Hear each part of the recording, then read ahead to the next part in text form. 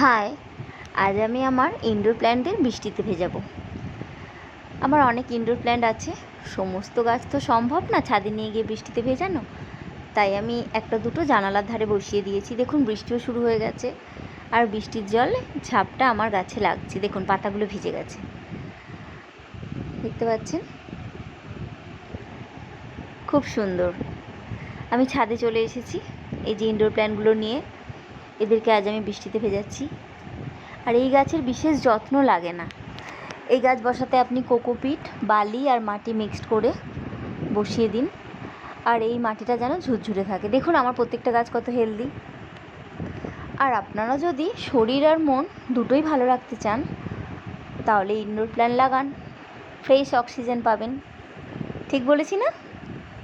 আমি তো পাচ্ছি, আমি তো খুব ভালো আছি। আশা